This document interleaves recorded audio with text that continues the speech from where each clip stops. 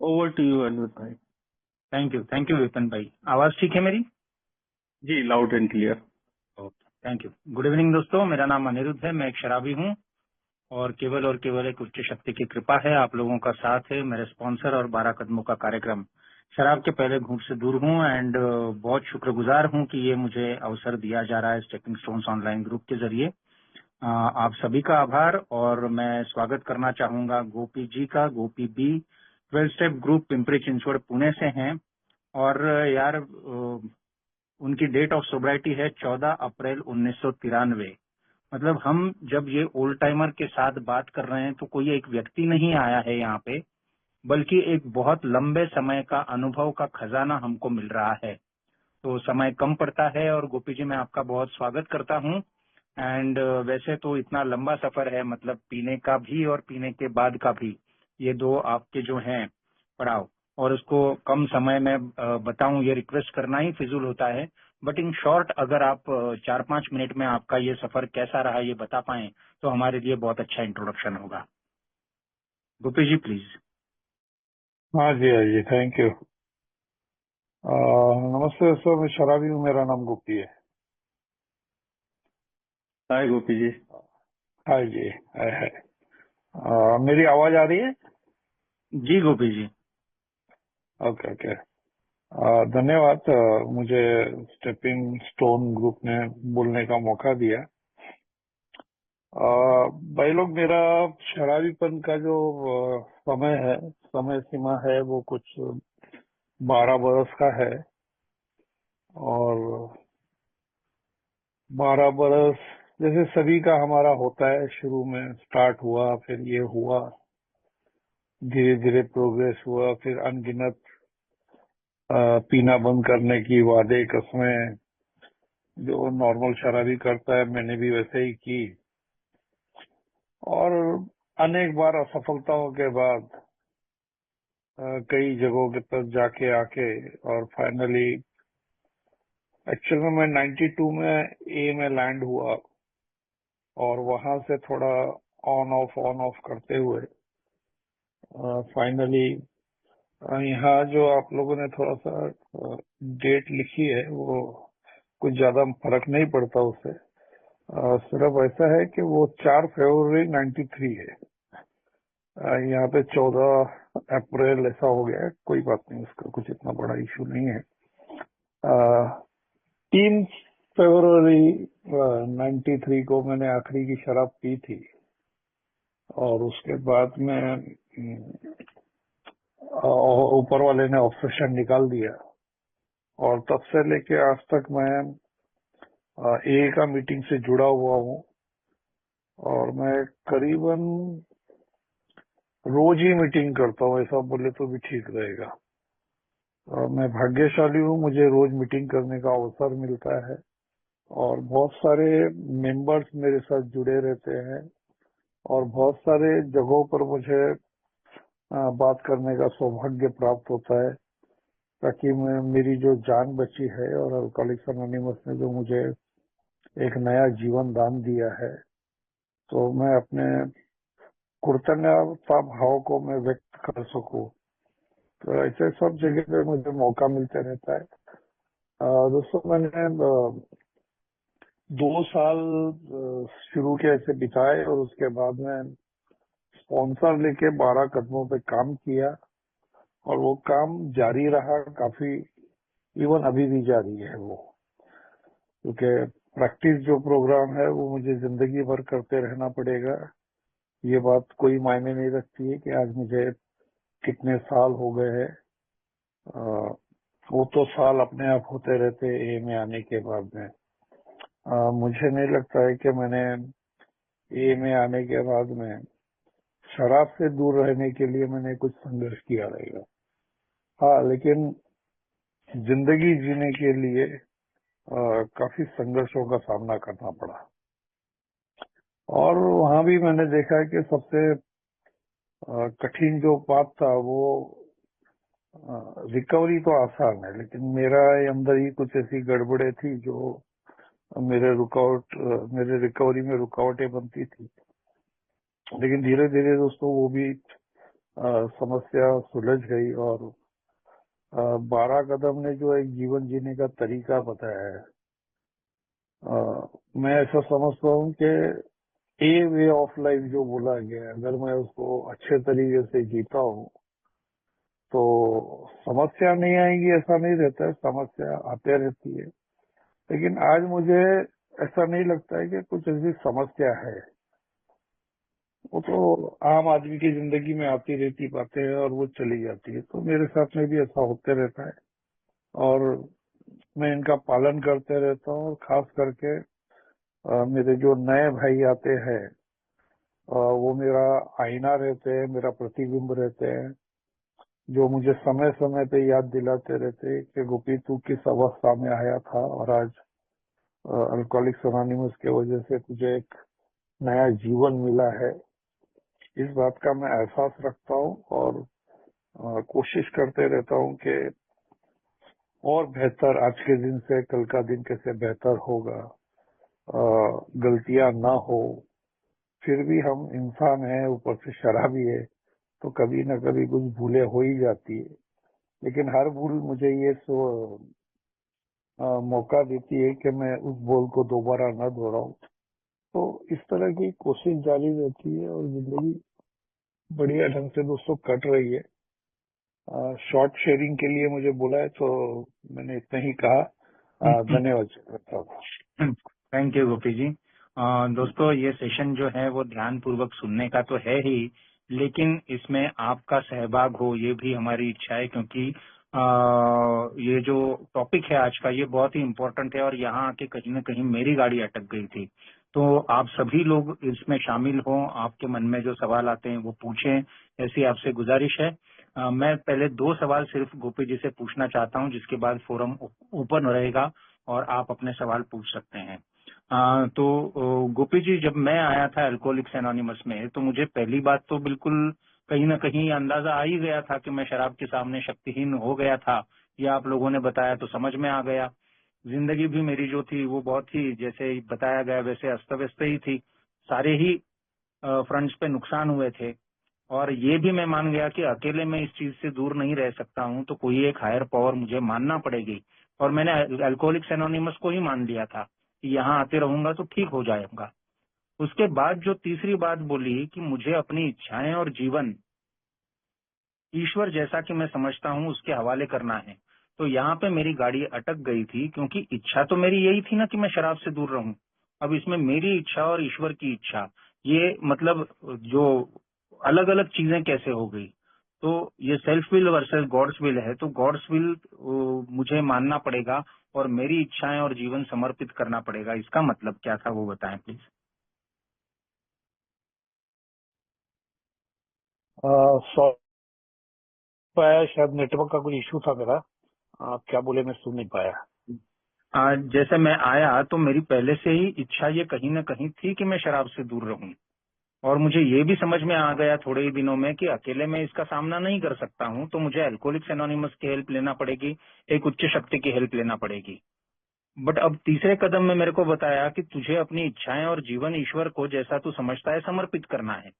तो मेरी इच्छा तो यही थी कि शराब से मैं दूर हो जाऊं। तो अब मेरी इच्छा और ईश्वर की इच्छा, ये 2 चीजें कहाँ पे आती हैं यहाँ पे, ये मेरा सवाल था सर।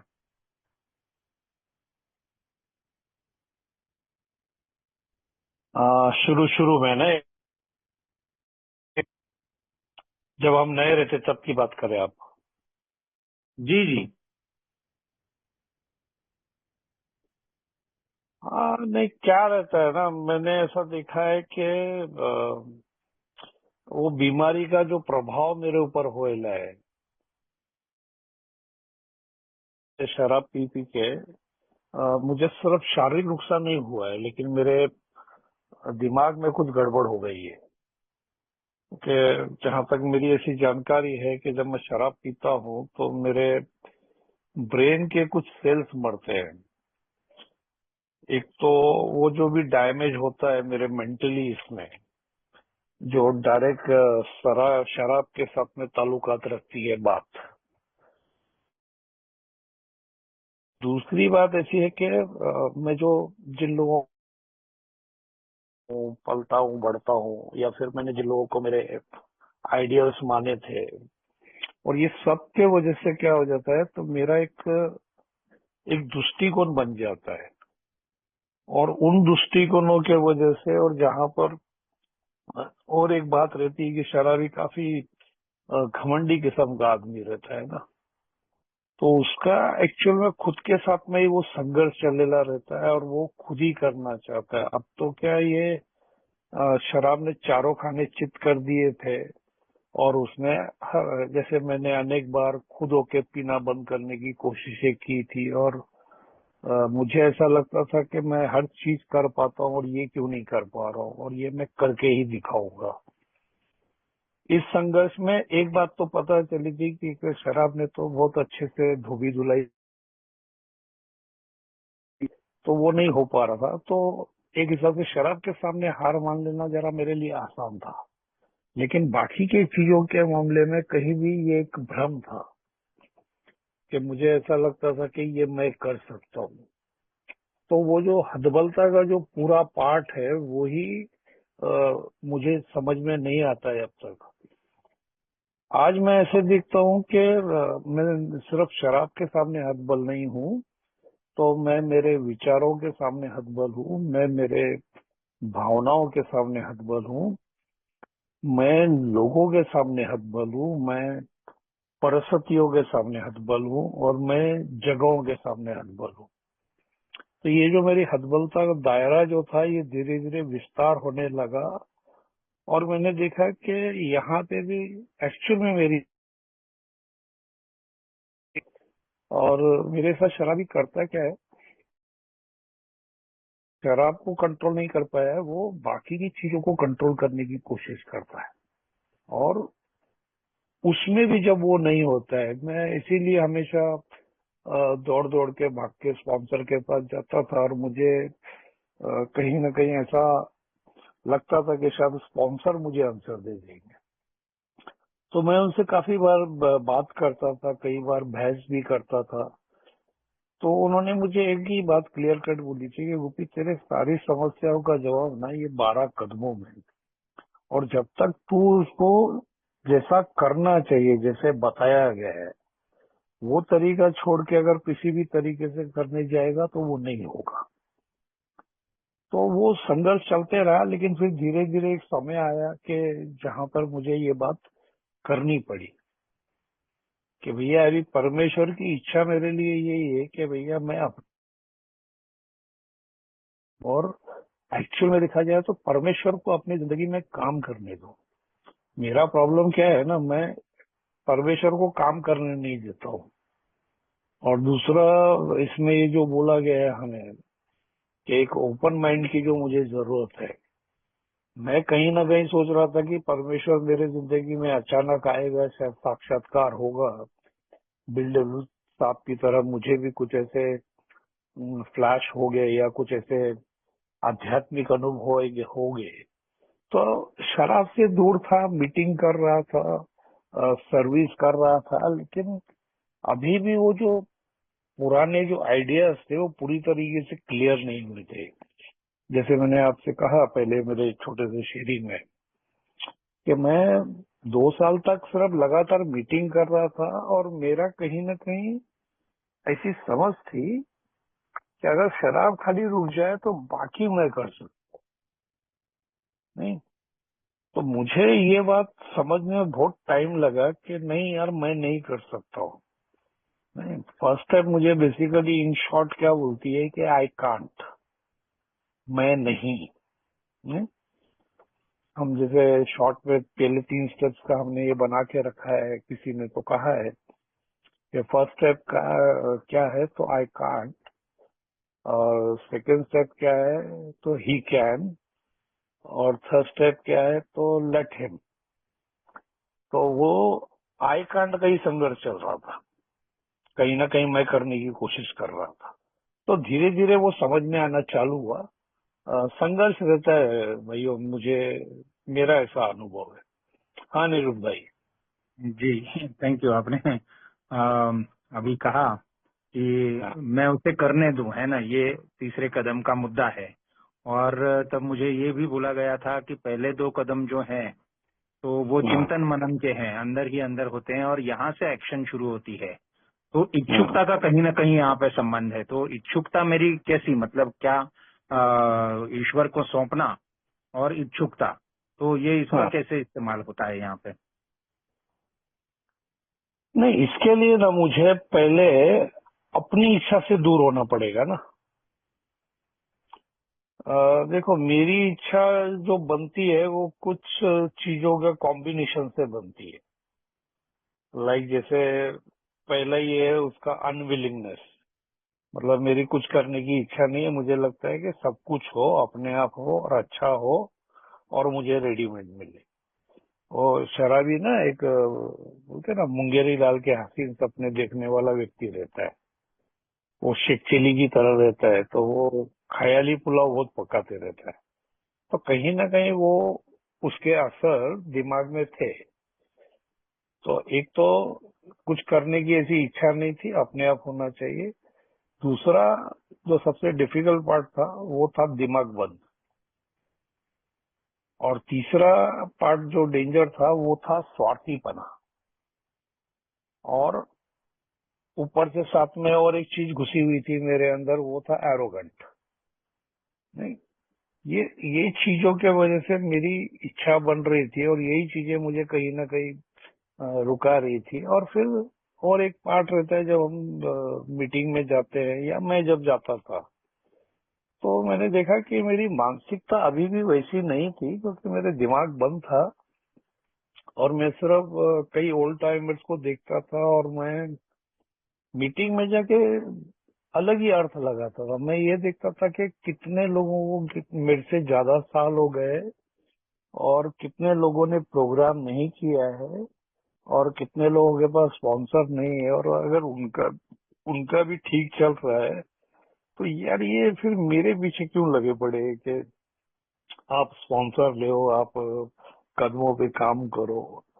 तो ये जो मेरी मानसिकता थी नकारात्मक तरीके की, तो इसी वजह से वो पायरियों को करने के लिए मैं डिले भी हो रहा था और मुझे वो शायद नहीं समझ में भी आ रही थी।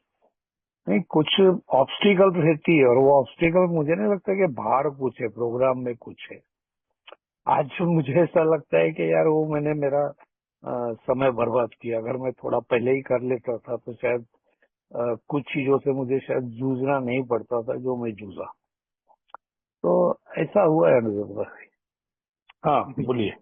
Thank you. अभी आपने शेख चिल्ली कहा तो मुझे अपना टाइम याद आ गया कि मुझे लग रहा था कि अब सोबर हाँ, हो गया हूँ, कुछ टाइम हो गया है तो सबको भी पता चल जाएगा कि दारू से दूर हूँ, तो जाके अभी अपना काम करूँ, है ना, पैसे कमाऊं और सारा अब सब कुछ व्यवस्थित हो जाएगा, क्योंकि दारू ही एक प्रॉब्लम थी। लेकिन तब हाँ, मुझे बोला गया कि भैया अपने ढंग से मत कर, जरा शांति से कर, पहले प्रोग्राम पे ध्यान दे और जरा अपने तरीके बदल। तो वो सब मुझे याद आ रहा था दोस्तों। ये सेल्फ विल और गॉड्स विल का है, ये बड़ा मेरे को चक्कर जो है वो समझ में नहीं आता था और सवाल पूछने से मैं घबराता भी था। हम कुल मिला के 46 जन हैं और मैं अभी ये फोरम ओपन करता हूँ। Self will versus God's will को लेके कोई भी अगर सवाल पूछना चाहें तो हैंड रेज करें या अनम्यूट करके सवाल पूछें। रिक्वेस्ट है कि शॉर्ट में सवाल पूछें, शेयरिंग अभी न करें। 11 से 11:15 का समय हमें मिलेगा जहाँ पे आप अपनी शेयरिंग कर सकते हैं। अभी सिर्फ सवाल पूछने की कोशिश करें। So please, this is Ajay भाई का हैंड रेज है। 3 हैंड रेज है, मुझे नहीं मालूम किसने पहले किया था, तो मैं अजय भाई को बुलाता हूँ। अजय भाई प्लीज सवाल पूछें।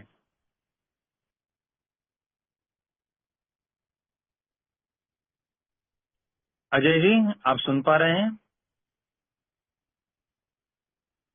4 हैंड रेज हैं। अजय जी, चितरंजन जी, अभिषेक जी, हेलो। दीपक जी, मैं एक एक करके बुलाता हूँ। जी जी अजय जी। ओके। नमस्ते भाइयों, मैं शराबी हूँ और मेरा नाम अजय है। हाँ, हाँ, जैसे कि अभी गोपी भाई ने सेल्फ हेल्प से संबंधित और क्यों मेरी पकड़ नहीं छूट पा रही थी, इसका जो वर्णन अपने अनुभव के द्वारा बताया, अपने अनुभव के द्वारा मैं रिलेट कर रहा था। लेकिन थोड़ा सा मेरा एक एंगल इसमें, मेरा सवाल भी है वो कि छोड़ना चाहिए या ईश्वर की इच्छा को प्राथमिकता देना चाहिए, यहाँ तक की बात जमती है। और जमना भी चाहिए क्योंकि प्रोग्राम का वो डायरेक्शन है। लेकिन जैसे ही इमोशनल सोबरिटी की बात आती है, जब कुछ ऐसी परिस्थिति आ जाती है कि मैं जानता तो सब कुछ हूँ, मानता भी हूँ, लेकिन जब एक्शन करने की बात आती है तो मैं गॉड विल से ज्यादा सेल्फ विल में ज्यादा अपने आप को कंफर्टेबल पाता हूँ। और जैसे जैसे सेल्फ विल की वजह से जो भी हरकतें होती है उससे दर्द पैदा होता है, तो वो दर्द सहने की ताकत नहीं होती। तो मेरा सवाल ये था कि ये जो इमोशनल सोबरिटी की जो बात कही गई है, इमोशनल सोबरिटी के लिए गॉडविल की जो जरूरत बताई गई है, तो इसको हैंडल करते टाइम पे आपके जीवन में किस प्रकार के कुछ अनुभव आए और उसको डील करते टाइम पे आपने किस प्रकार उसको ओवरकम किया, मैं थोड़ा जानना चाहूंगा, क्योंकि वर्तमान में मेरे जीवन में भी इस प्रकार की कुछ दिक्कतों को मैं महसूस करता हूँ। Over and thank you. Okay, thank you Ajay ji. दोस्तों, अभी अजय भाई ने इमोशनल सोबरिटी के बारे में बात बोला है। दोस्तों, पहला जो कदम है ना, वो एक्चुअल में बहुत सारी जगहों पे काम करता है। क्योंकि मैं हतबल हूँ। देखो, मेरे को छोड़ के बाकी के, मैं खुद भी हतबल हूँ शराब के बीमारी के सामने और बाकी की चीजों के भी सामने। मैं सिर्फ एक ही जगह हतबल नहीं हूँ, और वह है मेरी राइट एक्शन। और हम जो प्रेयर बोलते हैं कि अभी भी हमने बोला है कि हे ईश्वर, जिन चीजों को हम बदल नहीं सकते उन्हें स्वीकार नहीं किया, हमें आत्मा शांति दे। तो कई बार वो बहुत से टाइम पे काम करती है प्रार्थना, कि मुझे मालूम है यार मेरी लिमिटेशन क्या है और मुझे क्या करना चाहिए। मैं लोगों को बदल नहीं सकता, ज्यादा से ज्यादा सजेस्टिवली कुछ बातें बोल सकता हूँ। अभी हाल ही की बात है, देखो ना, मेरे लड़के का प्रॉब्लम चल रहा है। उसने सोबर तो हो गया है वो, लेकिन उसने बीच में काफी बड़ा लफड़ा करके रखा। शराब से दूर है, लेकिन फाइनेंशियली बहुत बड़ा मैटर कर दिया, और अचानक एकदम मेरे सामने आया। तो मेरे को भी शौक लगा कि यार क्या करना चाहिए, क्या नहीं करना चाहिए। थोड़ा सोचा, विचार किया, कुछ लोगों से बात किया, और फिर मैंने सोचा कि चलो अभी इसको मौका देते हैं, शायद हो सकता है। क्योंकि अभी देखो, मैं इतने साल से रिकवरी में हूँ, तो मैं थोड़ा जरा पॉजिटिव हो गया हूँ हर चीज की तरफ। और मैं अभी ज्यादा झंझट में पड़ता नहीं हूँ। कि अपनी मानसिकता सही रखनी, अपनी भावनिक स्थिति सही रखना, और वो करने की कोशिश करना। तो मुझे ऐसा लगा कि एक उसको मौका देना चाहिए। ठीक है, अभी हमारे पास भी नहीं है उतने पैसे, थोड़ा इधर उधर से करके क्या कर सकते वो करेंगे। लेकिन उम्मीद ये थी, उसको बोल के बजा के बोला था कि नहीं, अभी तू जरा एक्टिव होना चाहिए। लेकिन वैसा दिखाई नहीं दे रहा है। जैसे रिजल्ट चाहिए वैसे वो दिखाई नहीं दे रहे। और फिर क्या होता है ना, अभी आखिर किया तो कितना भी किया, तो मैं बाप हूँ, बेटा है, और ऐसा लगता है कि ऐसा होना चाहिए, वैसा होना चाहिए, लेकिन परिस्थितियां नहीं होती है। सामने वाला उस तरीके से रिस्पॉन्स नहीं दे रहा है जिस तरीके से देखना चाहिए। तो मैंने और भी फैमिली में भी चर्चा की, बाकी लोगों से भी की, और अभी कुछ मेंबरों ने भी मुझे कुछ बातें बताई कि अरे ऐसा है वैसा है। बोला यार, तुम लोग भी ना उसकी मदद नहीं करना चाहते, तुम मेरे को बाद में बताते हो। रामायण खत्म होने के बाद बोलते हो कि सीता कौन थी। जब रामायण शुरू हो रही थी तभी तुम मुझे बताते, शायद मैं कुछ कर पाता था। नहीं नहीं, हम वो अनोनिमिटी नहीं तोड़ेंगे। मैंने ठीक है भैया, तुम मत तोड़ो अनोनिमिटी। और ये कोई मीटिंग में बात नहीं चल रही थी, पर्सनल लेवल में बात चल रही थी। तो खैर, जो भी हुआ, मैं अभी ये मान के चलता हूँ कि देखो, जैसे मेरे को भगवान ने एक दिन अक्ल दी, शायद उसको भी देगा। कहीं ना कहीं वो भी अपनी समस्याओं से जूझ ही रहा है। अगर उसको बीमारी के एंगल से देखूंगा तो मुझे उतना तकलीफ नहीं होगा, लेकिन अगर मैं उसको बाप की हैसियत से देखूंगा तो डेफिनेटली मेरे को तकलीफ होगा। और दूसरे लोगों के मामले में भी ना कई बार ऐसा होता है, ये तो ठीक है मेरा बेटा है अल्कोहलिक है, लेकिन कई बार ऐसा हो जाता है कि हमें कुछ लोग ऐसे मिल जाते हैं जो अल्कोहलिक नहीं रहते हैं, जिनको शायद हमें ये सामने वाला व्यक्ति भी बीमार है इस तरीके का लेबल लगा के चलना थोड़ा कठिन जाता है। तो बिग बुक में जो दिया गया है ये कैसे काम करता है, इस अध्याय के अंदर जब हम लोग वो थर्ड स्टेप का प्रेयर करके हम थोड़ा आगे बढ़ते हैं तो वहां पे एक बात लिखी हुई है कि कभी कभी वे बिना वाजबी कारण देकर हमें क्षति पहुंचाते हैं। और आगे ऐसा भी लिखा है कि भूतकाल में हमने ही उन्हें घमंड दिखाकर बात की रहती है जिसका वो नतीजा रहता है। और कभी कभी कुछ लोग ऐसे भी है कि जिनका एक्चुअल में कुछ लेना देना नहीं है, लेकिन फिर भी वो हमें तकलीफ पहुंचाने की कोशिश करते हैं।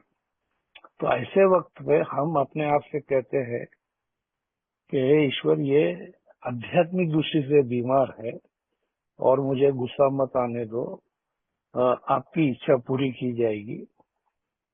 अब ये करना प्रैक्टिस, क्योंकि मेरे पास मेरे से शराबी के लिए अपनी मनस्थिति सही रखने के लिए अपनी, जैसे अजय भाई ने इमोशनल सोब्राइटी की बात की, अगर मुझे मेरी भावनिकता सही रखनी है तो मुझे ये करना पड़ेगा। अभी हो सकता है कि आध्यात्मिक दृष्टि से तो कोई भी बीमार हो सकता है, और ये मुझे काफी अनुभव है। मैं जब एक जगह पे काम करता था, वहाँ एक स्थिति ऐसी हो गई थी कि एक व्यक्ति आ गया था वहाँ पर, और वो व्यक्ति आया था एक्चुअल में नॉर्मली वहाँ के किसी और को मिलने के लिए, लेकिन वो अचानक वो डायरेक्टर सामने दिख गए तो वो डर गया उनको देखकर। उसके मुंह से वो पूछे क्यों यहाँ आया है, तो उसने सीधा मैं सामने दिखा तो मेरा नाम ले लिया। तो वो डायरेक्टर, वो तो चला गया बंदा निकल के, तो वो जो डायरेक्टर थे वो मेरे को बोले, अरे तुम ऑफिस के टाइम पे तुम्हारे दोस्तों को यहाँ क्यों बुलाते? मतलब अरे सर, मैंने नहीं बुलाया, वो तो यहाँ आया था, पहले वो यहाँ काम करता था, मुझे नहीं पता क्यों आया। तो उसने मेरे ऊपर राशन लेके चढ़ा इतना कि तुमको अगर मिलने का है तो ऑफिस के छूटने के बाद कंपनी के बाहर मिलने का, यहाँ मिलने का नहीं है। अब तब मैं सोचा कि यार ये क्या है, ये ऐसा क्यों हो रहा है? अब डायरेक्टर है, मुझे काम भी करना है वहां पर, एक्चुअल में मेरी गलती भी नहीं है तो भी ये है। और कोइंसिडेंटली मुझे ये किताब का ये वाक्य याद आ गया, और मैंने अपने आप को बोला कि नहीं यार छोड़िए, आदमी बीमार है, अब इसको क्या बोल देगा। ऐसा करके जब देखना मैंने चालू किया तो अ, उन बातों का असर मेरे ऊपर कम होना चालू हुआ, और आजकल मुझे बहुत आसानी से ये हो जाता है। मैं कर लेता हूँ, क्योंकि काफी टाइम से मैं ये बातें ही प्रैक्टिस करता हूँ, क्योंकि मुझे मालूम है कि मैं दूसरे का वैसा कुछ बिगाड़ नहीं सकता। मेरी मनस्थिति खराब होगी, और मेरे लिए आज के तारीख में मेरी भावनिक स्थिति और मेरी मानसिक स्थिति अच्छा रखना ये सिर्फ मेरा जिम्मेदारी है। मेरे पास यहाँ पर कुछ टूल्स दिए गए, इसका मैं वापर करूँ तो, मतलब ए का प्रोग्राम करने से, या फिर मैं ए से जो चाहता हूँ, ए से क्या चाहता हूँ, एक तो मैं शराब से मुक्ति चाहता हूँ, मन की शांति चाहता हूँ, और मेरी इमोशनल सोबरिटी बरकरार रहे। तो मुझे ये थोड़ा करना पड़ेगा, थोड़ा डिफिकल्ट जाता है, लेकिन जब मैं करता हूँ तो उसके परिणाम मेरे को बहुत सकारात्मक मिलते हैं। ऐसा मेरा अनुभव है। अजय भाई। थैंक यू अजय भाई। आपने जब कहा कि मेरे मन की करने में मैं बहुत कंफर्टेबल रहता हूँ, लेकिन ईश्वर की इच्छा की करने की बात आती है तो मुझे दर्द होता है, ये कह के आपने मेरी दुखती नस पे हाथ रख दिया। Thank you for a beautiful question. Next मैं चितरंजन भाई को बुलाना चाहूंगा। चितरंजन भाई, आपका सवाल पूछें प्लीज। दोस्तों, मेरा नाम चित्तरंजन, आवाज आ रही है अनिरुद्ध हाँ भाई? जी। जी जी जी। मेरा नाम चित्तरंजन है, मैं 4 साल की हूँ। लिटू भाई, मैं सोबर तो हूँ, 5.5 महीना हो गया, लेकिन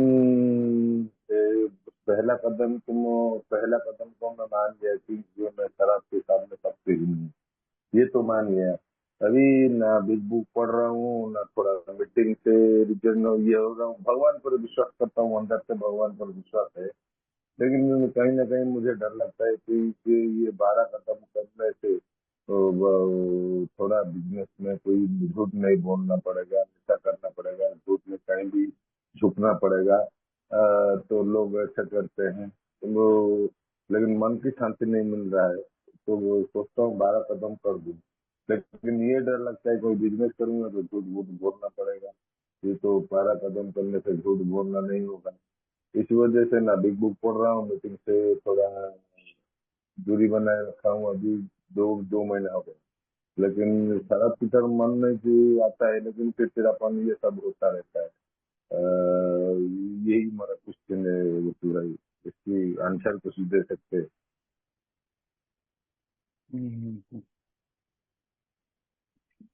ओके चित्रंजन भाई, आप मेरे हिसाब से आप नए हो। अ, आप आते रहो मीटिंग को और एक स्पॉन्सर ले लीजिए आप। अ, क्या होता है, एक स्पॉन्सर रहेगा ना तो हम उनके साथ में जरा बातचीत कर सकते हैं कि मुझे क्या तकलीफ चल रही है, और स्पॉन्सर को कैसे हम थोड़ा सा हमारे बारे में बताते भी है, जानकारी देते हैं। दूसरी जो बात इन्होंने कही अभी कि वो अ, डर लगता है अगर मुझे सच बोलना पड़ेगा या ईमानदार होना पड़ेगा। देखो, ईमानदार होना अच्छी बात है। पहली तो बात ऐसी है कि यहाँ पर ईमानदारी की जो बात कही गई है, पहला प्रिंसिपल है जो मैं समझता हूँ, जो मैंने इसका अर्थ लगाया। हर भाई अपना अपना अर्थ लगा सकता है, मेरा ही अर्थ कोई आखिरी अर्थ है ऐसा नहीं है। हर आदमी की इस पर डिपेंड करता है।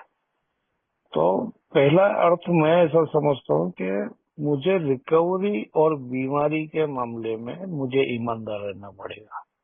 यहाँ पर मुझे किसी भी तरीके की बेईमानी नहीं करनी की, किसी भी तरीके से चालबाजियां नहीं चलने की, नहीं तो मैं खुद इतना कनिंग और बैफलिंग हूँ, मैं अपने आप को ही कहीं ना कहीं फंसाऊंगा। तो जहाँ पर ऑनेस्टी का सवाल आता है, मैं समझता हूँ कि वो पहले रिकवरी से रिलेटेड बातों के बारे में किया गया है।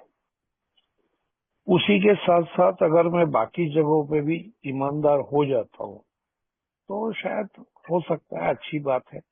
और अगर जहाँ तक काम धंधे का सवाल है तो आजकल की दुनिया में हो सकता है कि कहीं कहीं मुझे ये नहीं करना, पूरी तरह से मैं ईमानदार नहीं रह सकता हूँ। लेकिन मैं जो करने जा रहा हूँ वो सिर्फ मैं अकेला डिसीजन नहीं लूँ। अगर मैं मेरे स्पॉन्सर को पूछूं या ये करूं तो शायद बात हो सकती है। इसके लिए मैं मेरा शुरू के दिनों का, कुछ सालों का एक तजुर्बा शेयर करना चाहूंगा। मेरे ऊपर भी थोड़ा सा जब ये में आया था तो ईमानदारी का भूत सवार हो गया था। मैं पीने के दौरान ऐसे कुछ कर्म कांड करके रखे थे और अचानक वो कुछ पुलिस का मैटर आ गया, और अगर मेरे अंदर तो ऐसा भूत सवार था कि नहीं अभी चलो सब नुकसान भरपाई भी करेंगे, ये करेंगे वो करेंगे, वो सब ऐसे मूड में था मैं। और तब मेरा शादी हो चुका था और 1 साल हो गया था शादी को, और तब मैं ये सोच रहा था, तब वो प्रॉब्लम भी आके खड़ा हो गया। तो मेरी तो यहाँ तक तैयारी थी कि अगर मुझे जज के सामने जाके खड़ा करके रखेंगे तो मैं उनको बोलूंगा कि हाँ ये मैंने किया है, मेरी गलती है और इसकी जिम्मेदारी लेना मैं चाहता हूँ। लेकिन स्पॉन्सर से जब बात किया तो स्पॉन्सर मेरे को बोले कि गलती तू किया है और तूने अभी एक नई जिम्मेदारी ली है, तो तू अब उसका क्या करेगा? तू तो तेरे गलतियों का प्रायश्चित करने के लिए चला जाएगा जेल में, और तो तेरी पत्नी जो आईली वो कहाँ बैठेगी, किसके भरोसे पे बैठेगी? वो तो तेरे भरोसे पे अपना घर-द्वार छोड़ के आईली है। तो अगर ऐसे कुछ मामले रहेंगे तो जहाँ पर हम अपने स्पॉन्सर से पूछ के करेंगे तो शायद बेहतर रहेगा, ऐसा मुझे लगता है। हाँ चेयरमैन साहब। जी, थैंक यू चित्ररंजन भाई। बहुत ही प्रैक्टिकल डिफिकल्टी मेरे मन में आती थी जो आपने पूछी, लेकिन जैसे जैसे मैं आगे बढ़ता जाता हूँ तो मुझे समझ में आता है कि प्रोग्राम मेरी जिंदगी मुश्किल करने के लिए नहीं है, आसान करने के लिए है। यही मैं समझाऊं। नेक्स्ट अभिषेक भाई और उसके बाद दीपक भाई को मैं बुलाऊंगा। अभिषेक भाई प्लीज अपना सवाल लें। जी हेलो, मेरा नाम अभिषेक है, मैं एक शराबी हूँ। और हाय अभिषेक। हाय, मेरा सवाल है कि जैसे मैं किसी को हेल्प करता हूँ, जैसे गॉड चाहता है, मतलब ये प्रोग्राम में आने के बाद मैंने सुना है, देखा भी है और करना भी चाहता हूँ किसी का हेल्प, लेकिन मैं धोखा खा जाता हूँ और धोखे के बाद मैं बहुत गिल्ट में आ जाता हूँ। उसके बाद मेरे को लगता है यार बहुत बड़ा धोखा हो गया मेरे साथ, मेरा पीठ पीछे बदनामी हुआ, ये हुआ।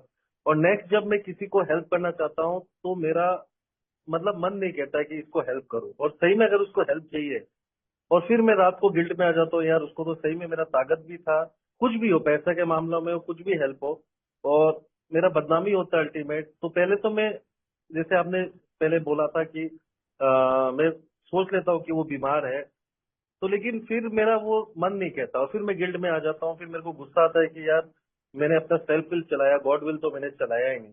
तो इसमें मेरे को क्या करना चाहिए, मेरा यही सवाल था। अभिषेक भाई, अभिषेक नाम है ना आपका? जी जी जी। हाँ अभिषेक भाई, आपका कब से सोबर हो आप? मेरे को 1 साल हो गया था, फिर मैं रिलैक्स हुआ, अभी 3 महीना से सोबर हूँ। हाँ तो नहीं, पहले आप आपका फाउंडेशन मजबूत कीजिए ना। जी आपका फाउंडेशन मजबूत कीजिए और एक स्पॉन्सर लीजिए। अभी देखो क्या रहता है ना, शुरू शुरू में ये बहुत जोश मारता है, हमें ऐसा लगता है कि हम ये करेंगे वो करेंगे। मैंने भी किया है ये सब। वो हमारी सच्ची भावना रहती है, सच्ची इच्छा रहती है, सब लगना है करना। लेकिन अभी हमें वो बात समझ नहीं है, क्या है ना, जज्बाती होके नहीं करना। और अगर आप हेल्प की बात कर रहे हो तो वो जो 12वां कदम हमें दिया गया बिग बुक के अंदर, वर्किंग विद अदर्स के बारे में, दूसरों के बारे में काम करना, तो वहां पर बिल साहब ने बहुत सारी चीजें बताई है कि हमें कैसा करना चाहिए, क्या करना चाहिए, और हमें मदद कहाँ और कितनी करनी चाहिए। तो अभी जैसा आपका सोबराइटी है, मुझे लगता है कि पहले आप जरा अपने आप को स्ट्रांग कर लो। मदद तो देखो जिंदगी भर हमको अगर ऊपर वाले ने रखा है तो और भी मौका देगा। मदद करने के बाद में एक्चुअल में अच्छा लगना चाहिए कि चलो मुझे आज कुछ, मेरे हाथ से कुछ अच्छा काम हो गया तो शायद मेरे कुछ पुराने पापों का प्रायश्चित हो जाएगा। लेकिन जिस तरीके से आप बता रहे कि आपको गिल्ट लगता है या फिर थोड़ा सा पश्चाताप होता है, तो अभी आप खुद ही स्टेबल नहीं हो, थोड़े से आप अपने आप को स्टेबल कर लो और फिर उसके बाद में स्पॉन्सर की मदद लेके करने की कोशिश करो, फिर वो हो जाएगा धीरे धीरे, मुझे ऐसा लगता है। ठीक है अभिषेक भाई? जी जी जी, थैंक यू थैंक यू हाँ थैंक यू। थैंक यू अभिषेक भाई। एंड नेक्स्ट दीपक भाई का हैंड रेस था। दीपक भाई आप अपना सवाल लेंगे। जी नमस्ते, मेरा नाम दीपक है और मैं शराबी हूँ। ईश्वरी की कृपा और परमेश्वर की मदद से आज मैं शराब नहीं पी है। अब मेरी आवाज आ रही है? हाँ दीपक भाई आ रही है, बोलिए। मेरा सवाल थोड़ा सा अलग ही है, जो मैं फेलोशिप से रिलेटेड बात करूंगा। व्यूवर भी जुड़े हुए हैं, कल भी उनसे बात कर रहा था। तो मेरे कुछ फ्रेंड्स हैं जो ये मेंबर हैं, उन्हें सेंटर शुरू किया है ना, तो मेरे साथ जुड़े हुए हैं, तो मैं उनको छोड़ नहीं सकता। समस्या ये हो रही है कि मैं क्या करूं उस पर, उनके साथ जाऊं या ना दीपक जाऊं। भाई, दीपक भाई मैं आपका ये आवाज नहीं समझ पा रहा हूँ। आप दीपक भाई आप शायद नेटवर्क में नहीं है, आपकी आवाज ठीक से नहीं आ रही है। करता हूं। हाँ जी प्लीज आप अपना नेटवर्क चेक कर लीजिए, तब तक मैं अपना सवाल लेता हूँ अगला, और मैं आपको फिर से इनवाइट करूंगा। नेक्स्ट हैंड रेज मैंने देखा था जी विवेक भाई का। विवेक भाई आप ले सकते हैं सवाल तब तक। जी thank you very much Aniruddh भाई। दोस्तों विवेक अल्कोहली, नमस्ते गोपी भाई। हाँ मेरा सवाल यह है, हाँ। जी। जैसे किसी व्यक्ति से मैं मिलता हूँ या मैं उससे फोन पर बात करता हूँ, वो चाहे ए मेंबर हो या फिर नॉन ए मेंबर हो, उसके बारे में अपने आप ही मेरी एक राय बनने लगती है, राइट? है ना? तो कोई से भी तरीके से, वो अच्छा है, बुरा है, वो इंटरेस्टिंग है या फिर वो पकाऊ इंसान है, वॉट वो बनने लगती है। तो पहले तो ए में आने के पहले भाई ये होता था कि मैं उसी के हिसाब से उसको जज करने लगता था, या तो उसको अपने से इंफीरियर समझ लेना या उसको सुपीरियर समझ लेना, है ना? ऐसा होता था। अब ये होता है कि उसके कारण से मेरे अंदर इतना डिस्टर्बेंस नहीं होता है, लेकिन मैं क्योंकि प्रोग्राम को जितना फॉलो करने की कोशिश करता हूँ, उससे मेरे अंदर जितनी भी आध्यात्मिकता आई हो या जितने भी चरित्र दोष कम हुए हों, उसके हिसाब से मैं ये कोशिश करता हूँ कि भाई मैं ज्यादा से ज्यादा विनम्रता से मैं इसका आकलन करूं कि ये इंसान कैसा है। कई बार मेरे लिए आकलन करना जरूरी भी हो जाता है, खासतौर से जब बिजनेस की बात आती है, राइट? तो इसमें मैं देखता हूँ कि यहाँ पर ना कई बार उस आदमी को कितनी स्वतंत्रता, मतलब उसको कितना लेवरेज देना चाहिए। हम कहते हैं ना कि थोड़ा सा, जैसे कई बार आप किसी को बेनिफिट ऑफ डाउट देते हैं, राइट? तो ये बेनिफिट ऑफ डाउट देना एक बड़े बड़े दिल वालों की निशानी होती है। मेरे जैसा अल्कोहलिक बड़े संकीर्ण विचारधारा का होता है। तो इस मामले में कई बार मुझे कंफ्यूजन हो जाता है कि मैं सेल्फ विल चला रहा हूँ या फिर मैं गॉड्स विल को मान पा रहा हूँ, क्या कर रहा हूँ। क्योंकि कहीं ना कहीं मैं देखता हूँ कि जितनी मैच्योरिटी या समझ या शुद्धता मेरे अंदर आई है, मैं उतना ही या फिर उससे भी कम उस आदमी को लेवरेज दे पाता हूँ। कहीं ना कहीं मेरा स्वार्थीपन पहले वाला आने लगता है। तो एक तरफ ये डर भी लगता है कि कहीं बहुत ज्यादा ही खुले दिल से अगर इसका आकलन किया तो कहीं मैं इसको ज्यादा साधु ना समझ बैठूं। ये कई बार एक पशुपेश हो जाता है। जी।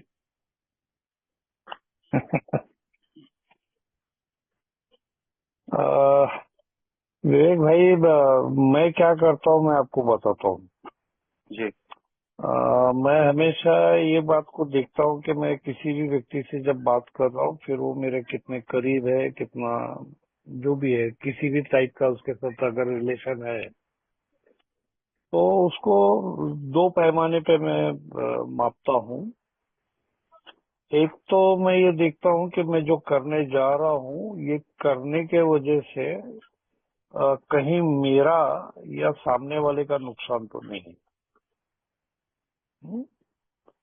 ओके। और हाँ, सामने वाले को दुखाना और खुद का नुकसान करना, या फिर सामने वाले को नुकसान करना और खुद को दुखाना, अगर ये बात नहीं है तो मुझे लगता है कि करने में कोई हर्जा नहीं है। तो आप पहले से थोड़ा सा ऐसा विचार करके करिए, क्योंकि मैं ज्यादा करके यही देखता हूँ कि मेरा ये पैरामीटर है कि इस पैमाने पे हम उनको देखेंगे, ताकि बाद में किसी भी तरीके का गिला शिकवा कोई न मुझसे करे और न ही मेरे मन में हो। कुछ भी करने से पहले मैं थोड़े टाइम के लिए क्या करता हूँ, मैंने अपने लिए एक बना के रखा है। मैं बोलता हूँ स्टॉप, थिंक और एक्ट।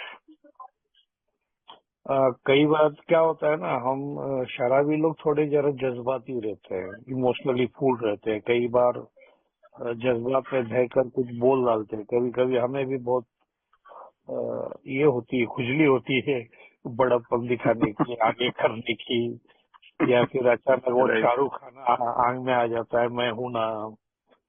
हाँ? और कई बार हमको ऐसा भी लगते रहता है कि मैं ये कर रहा हूँ तो लोगों का मुझे अप्रूवल मिलेगा, अप्रूवल सीकर भी रहते हैं, नहीं? सामने वाला शाबाशी देगा या फिर लोग बोलेंगे कि अरे क्या ग्रेट आदमी है, नहीं? तो उसके पीछे का एक्चुअल में मेरे मोटिव्स क्या है और जो मैं करने जा रहा हूँ वो करते टाइम पे वो जो दो पैमाने मैंने पहले बताए आपको कि देखो भैया, मैं किसी की मदद कर रहा हूँ और उसके बाद में मेरे को ही परेशानी हो रही है, तो इसका मतलब एक तो मैं गलत मदद कर रहा हूँ, या तो गलत व्यक्ति है या फिर मेरा गलत तरीका है, नहीं?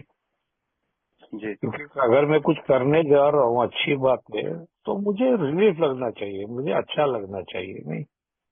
जैसे वो फील गुड बोलते हैं ना हम लोग, या फिर वो अनिल कपूर बोलता है कि झकास लगना चाहिए एकदम। तो अगर वो झकास वगैरह नहीं लग रहा है तो मतलब यार कुछ तो दया, कुछ तो गड़बड़ है। ऐसा वाला जी भाग हो जाता है वो। तो थोड़ा ऐसे देखिए, मुझे लगता है। जी। ठीक है सर। एक्चुअली गोपी भाई, मैं बस अनिरुद्ध भाई थोड़ा सा 1 मिनट और लूं। हाँ हाँ, बोलिए बोलिए। मैं इस मामले में भी जानना चाहता था कि जहां पर मुझे उस आदमी से कोई काम नहीं पड़ रहा है, ओके, हाँ जैसे हाँ। मैं अपने ससुराल पक्ष के किसी इंसान से मिला, पता नहीं शायद हम्म, अब 6 महीना, साल भर, 5 साल बाद में, 5 साल में भी उससे कभी मिलना होगा नहीं होगा, आई डोंट नो, उससे हाँ कोई हाँ। लेना देना भी नहीं है, लेकिन फिर भी हम उसकी एक इमेज बनाते हैं दिमाग में। और मुझे हम्म, लगता है ये जो उसके बारे में आकलन करना, पता करना, इससे थोड़ी हमारी परिपक्वता भी बढ़ती है ना, खासतौर हम्म, से ए में आने के बाद उसका टेस्ट भी हो जाता है कि अब हम लोगों को सही समझ पाते हैं कि नहीं। तो हाँ, उस कंडीशन में क्या किया जाए, वो वहां पर भी कहीं ना कहीं शायद ये मेरा आध्यात्मिक उतावलापन जो है कि यार हम्म, आध्यात्मिकता आ रही है तो अब वो मुझे उस चीज का मेरे अंदर उतावलापन होता है, मैं उस पैरामीटर से भी उसको आंकने लग जाता हूँ। तो शायद यहाँ पर भी मेरी नहीं, सेल्फ वो फिल हावी हो जाती कहावत है ना विवेक भाई, कहावत है ना, नेकी कर दरिया में डाल। है। जी हाँ, वो करने का, अपने से जो होता है वो करने का, बाकी का छोड़ देने का। सब गॉड्स विल है, ऊपर वाले की जो इच्छा रहेगी वो देखेंगे। वो धीरे धीरे समझ में आएगा, क्योंकि ये जैसे जैसे हम करते रहते हैं ना, देखो इनका 12 कदम साइकिल चलाना सीखने जैसा है भाई। तो हम जब चलाते हैं तो भूले होगी, गलतियां होगी, और कभी कभी अच्छी भी चल जाएगी, लेकिन हर बार संभव ना बनी रहती है कि एक्सीडेंट हो सकता है, मैं गिर सकता हूँ। तो मैं ऐसा ग्रांटेड लेके नहीं चल सकता कि अभी बस सब ठीक ही होगा करके। तो जितना बोलते हैं ना, आप प्रिकॉशन लेके रखो, जितना सावधानी से चलेंगे, फूक फूक के कदम रखेंगे। और खास करके हम, मेरे जैसे शराबी के लिए तो बहुत जरूरी है सतर्क रहना। अच्छा, थैंक थैंक यू यू, गोपी भाई। थैंक्स ये अ लॉट बीच बीच गोपी में भाई। आप जो बीच बीच में जो आप शराबी की खासियतें बता रहे हैं ना, मैं हूं ना वगैरह, तो मेरे को हाँ लग रहा हाँ। है जनरल टेयरिंग कर रहे हैं या मेरे को चिमटा निकाल रहे हैं आप, है ना। बट ये सब बातें मुझ में आती हैं, बट थैंक गॉड अभी समझता हूँ कि ये खेल मैं नहीं चलाता हूँ, हायर पावर हाँ, चलाती है। दीपक भाई, आप अपना सवाल जो पूछ रहे थे वो पूछे प्लीज।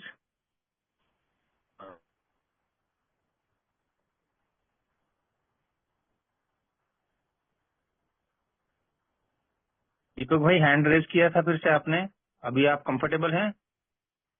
अनिरुद्ध भाई, वो दीपक भाई से मैं कर लूंगा बात अलग से, okay okay, not a problem. Right. Neeraj भाई का हैंड रेज है, नीरज भाई प्लीज सवाल पूछें। Good evening, I am Neeraj alcoholic. मेरा क्वेश्चन थोड़ा सा ये था कि जैसे गॉड विल की जैसे बात कर रहे हैं, या अब अपन जैसे एक कदम लेने के बाद में अपने आप को समर्पित करते हैं कि my life will be on God. तो मेरा क्वेश्चन ऐसा था कि जैसे जब मेरा अल्कोहलिक लाइफ रहा जितना भी, तो वो भी क्या गॉड विल थी?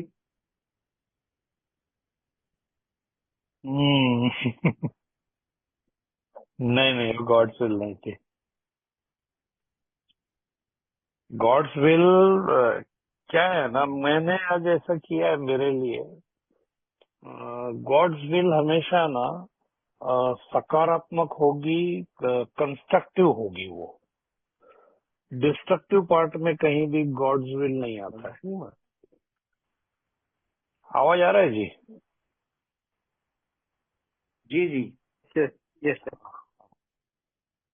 तो कंस्ट्रक्टिव अगर चल रहा है तो वो गॉड्स विल है, डिस्ट्रक्टिव है तो वो नहीं है गॉड्स विल। तो हमें कभी ऐसा लगता है कि शायद हाँ भगवान की इच्छा थी, मैं इसीलिए शायद ये हो गया। अभी देखो, सवाल ये नहीं है कि मैं अल्कोहलिक कैसे बना। अब सवाल ये है कि मैं अल्कोहलिक हो चुका हूँ और अल्कोहलिज्म मेरे ऊपर बहुत भारी हो गया है, और उसने मेरे अच्छे खासे जीवन को तहस नहस कर दिया था। लेकिन आज मुझे ए का प्रोग्राम मिला है, जिससे मैं अपना जिसका वापर करके मैं अपनी जिंदगी को बेहतर बना सकता हूँ। तो एक नया जीवन जीने का ऊपर वाले ने मौका दिया है मुझे, और मैं कितना ये करने की कोशिश कर रहा हूँ ये सब मेरे ऊपर डिपेंड करता है। मैं ए से चाहता क्या हूँ ना, ये प्रोग्राम से मैं क्या चाहता हूँ, मेरी क्या अपेक्षा है, और फिर ए का प्रोग्राम मुझसे क्या चाहता है। जैसे सिंपल से अगर क्वेश्चन लेके अगर मैं कागज और पेन लेके लिखूं तो शायद थोड़ी सी क्लियरिटी आ जाएगी। तो मैं तो आज रिकवरी चाहता हूँ भैया, और शांति चाहता हूँ मेरे जीवन में, और वो मुझे कमानी पड़ेगी इस प्रोग्राम के माध्यम से। हाँ बोलिए, कौन बोल रहे थे? दीपक भाई। दीपक भाई,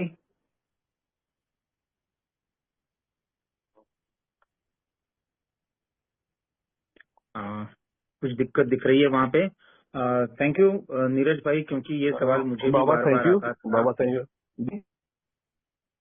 मुझे भी ये बार बार सवाल आता था। और अभी गोपी भाई, पवन भाई, मैं आपको बुला रहा हूँ, लेकिन थोड़ा सा जो अभी गोपी जी ने कहा उस पे मैं एक थोड़ा सा उप प्रश्न कहिए। आपने कहा कि गॉड्स विल जो है, ईश्वर की इच्छा जो है वो सकारात्मक होती है हमेशा। अब ये सकारात्मकता समझना कई बार मुझे मुश्किल हो जाता है गोपी भाई। जैसे मेरे ही घर में हम ये प्रैक्टिस करते हैं कि जो भी कोई डिसीजन होगा किसी बात पे, तो वो ग्रुप कॉन्शियंस से होगा, क्योंकि मुझे ये बताया गया है कि ईश्वर की आवाज होती है ग्रुप कॉन्शियंस में। अब कई बार ये सही होता है, लेकिन कुछ बार ऐसा भी होता है कि कोई फाइनेंशियल मसला है, ग्रुप कॉन्शियंस जो आया है उसमें मुझे दिख रहा है साफ साफ कि इसमें मेरा नुकसान होना है, चाहे छोटा हो बड़ा हो, और मैं जो बात रखी थी मैंने उसमें हमारा भलाई है। अब ये जो विरोधाभास होता है कि जो ईश्वर की इच्छा जो सामने आ रही है वो मुझे लग रहा है कि मेरा उसमें नुकसान है, तो इसमें सकारात्मकता समझना कई बार मुश्किल हो जाता है। तो इस पे प्लीज गाइड करें। नहीं, अभी ये उस बात पे डिपेंड करेगा कि अगर मेरे शराबीपन के चलते मेरे फैमिली मेंबर्स को अगर काफी दिक्कतों से गुजरना पड़ा रहेगा, और मैंने उन्हें तकलीफों में डाला है, और जब मैं अमेंड्स करने की बात करूंगा तो ये लोगों का भी नाम अगर लिस्ट के अंदर है जिनके साथ में मुझे अभी वो दिक्कत हो रही है, अगर वो लोग लिस्ट में आने वाले हैं और मेरे वजह से उनको अगर परेशानी हो रही है, हाँ, या हुई थी, सॉरी, हो रही नहीं, हुई थी, तो अगर थोड़े से पैसे इधर उधर हो जाते, लेकिन मेरे ताल्लुकात अच्छे हो गए इन फ्यूचर में या अभी से ही, तो मुझे लगता है कि मैंने उन बातों को नजरअंदाज करना चाहिए, क्योंकि पैसे से ज्यादा व्यक्ति ज्यादा काम में आ सकते हैं। पैसा तो क्या आज है नहीं है या कल आ जाएगा, वो बात अलग हो सकती है। अगर ऐसे व्यक्ति है, अगर नहीं है तो फिर शायद कुछ और बातें हो सकती है, ऐसा मुझे लगता है। Thank you so much. बहुत सिंपल तरीके से आपने बता दिया कि थोड़ा सा नजरिया चेंज करने की जरूरत है, और मैं अपने पास्ट को भूल नहीं सकता हूँ। मैं हमेशा सोबर होने के बाद प्रेजेंट में देखता हूँ कि यार मैं तो ठीक हूँ और सामने वाला गलत है, बट हर चीज जो है वो जुड़ी हुई है। Thank you so much. Pavan भाई, आपका हैंड रेस था, प्लीज आप अपना सवाल लें। नमस्ते दोस्तों, मेरा नाम पवन है, मैं एक शराबी हूँ। और भाई, है हाय गोपी भाई। सवाल तो मेरे जो सवाल था उसका जवाब दोनों क्वेश्चन में अनिरुद्ध भाई के क्वेश्चन जो था उसमें भी आया, और इसके पहले जो भाई ने लिया था। मैं यही जानना चाहता था कि मैं कैसे समझूं गॉड विल को और कैसे समझूं मेरी विल को। तो इसके ऊपर और थोड़ा रोशनी डालेंगे तो और ज्यादा क्लियर होगा, ऐसा मुझे लगता है।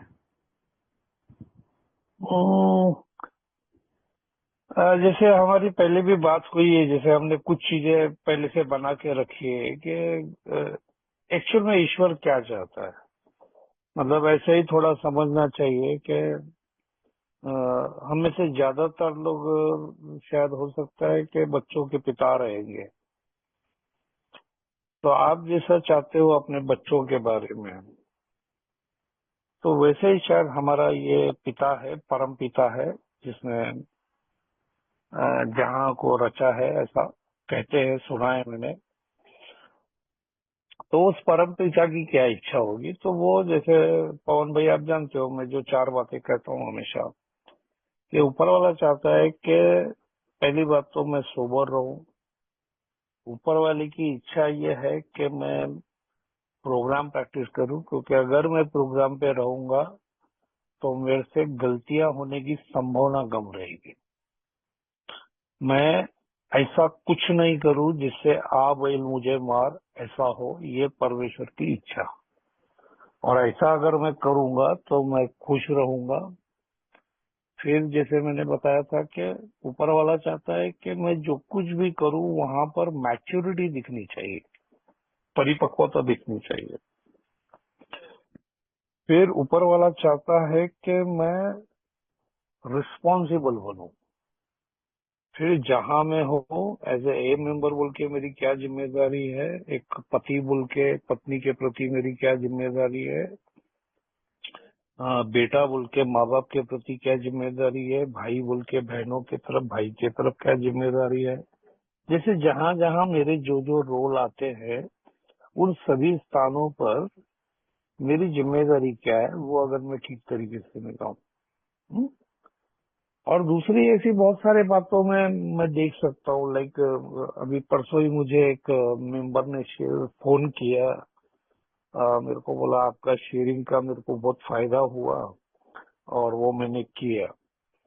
क्या हो गया था, एक दिन जब मैं नया नया था तो मैं एक 12 स्टेपिंग कॉल के लिए जा रहा था और रास्ते में मेरे पास गाड़ी नहीं थी उन दिनों, तो मैंने किसी और की गाड़ी लेके गया। वो आरटी वालों ने मेरे को पकड़ने के बाद में मेरे जेब में पैसे भी नहीं थे, लेकिन मेरे पास में कुछ 50 कदम पे मेरा बैंक था और नहीं मेरे पास पासबुक था, कुछ नहीं था। वो पुरानी बात है नहीं। तो मैं बैंक में गया, उनको जाके मैंने मेरा अकाउंट नंबर बताया। मतलब यार मेरे पास पासबुक नहीं है इसलिए, लेकिन मेरे को अड़चन है, आप पैसे दीजिए। तो उन्होंने पैसे दिए, मैं आया, वो आरटी वाले को दंड भरा और जो मेरे को 12 स्टेपिंग कॉल करने का था मैं गया और वो किया। फिर वो मेंबर को शाम को मिला, तू मीटिंग को आ, और उसको मैं मीटिंग को लेके आया।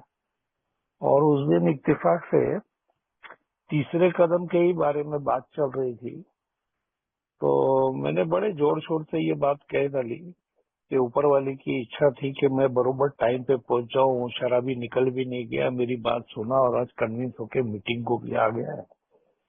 तो ऊपर वाले की इच्छा से हुआ। जब मीटिंग खत्म हो गई, वो न्यू कमर चला गया, तब मेरे स्पॉन्सर ने मेरे कंधे पे हाथ रखा और मेरे कान में बोला, गोपी परमेश्वर की इच्छा ये है कि बेटा तू लाइसेंस रख। मतलब परमेश्वर की इच्छा ये है कि भैया तू प्रॉब्लम में मत फंस, प्रॉब्लम में फंसने के बाद तू कैसे प्रॉब्लम में से निकला ये मत सुनाते बैठे। तो ऐसा है पवन भाई। वाह वाह वाह। कई बार ये मैं गलत कर देता हूँ। नेक्स्ट आप अमित भाई, आपका हैंड रेस था। जी धन्यवाद अमर भाई। नमस्कार दोस्तों, मैं शरद के सामने शक्ति में मेरा नाम है। एक क्वेश्चन था आपसे विपुल भाई कि मुझे ऐसा बताया गया है कि free will is the greatest gift of God to man, है ना। और यहाँ पे मुझे सेल्फ विल सरेंडर करने की बात की गई है। तो ये फ्री विल और सेल्फ विल का डिफरेंस क्या है? ये टोटली अलग होती हैं? और क्या मैं सरेंडर करने से मतलब मैं अपनी फ्री विल पूरा खो देता हूँ? समझा नहीं, सॉरी वापस से बोलिए।